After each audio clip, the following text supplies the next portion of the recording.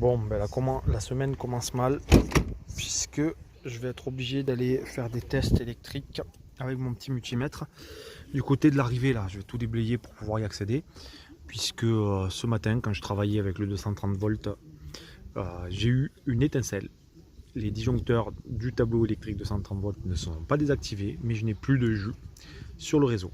Donc il se pourrait que mon module de domotique est grillé. Je vais devoir justement tester tout ça avec le multimètre. Allez, c'est parti. Alors je viens de tester au multimètre là mon module domotique qui réceptionne le 230 volts et qui l'envoie après dans mon tableau. Voilà, donc comme je disais, aucun disjoncteur n'a sauté.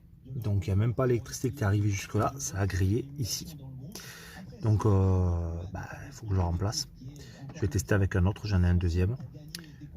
Et je vais voir, c'est dommage qu'il y ait une surtension comme ça. Donc on va le remplacer, on va voir ce que ça donne.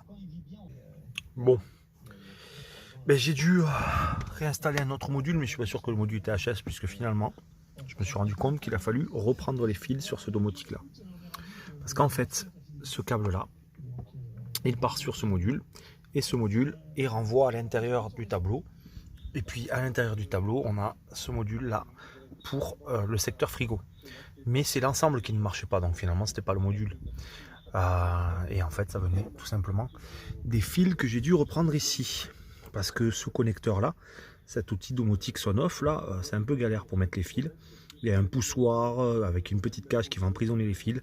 Mais là j'ai pas beaucoup d'espace et puis les fils c'est moyen. Bref, j'ai galéré et c'est là qu'il y a eu dû avoir un faux contact. Donc la bonne nouvelle, c'est qu'après avoir repris, il y a juste le câble de terre que je n'ai pas mis, puisqu'il n'y a pas de mise à terre dans le fourgon. Je le mettrai peut-être éventuellement plus tard en prévoyant une mise à terre externe. Mais voilà, ça refonctionne. C'est ok. Donc j'ai plus qu'à refaire mes petits réglages de domotique sur le Chili One là-bas. Et puis c'est bon, le 230 volts fonctionne, c'est l'essentiel.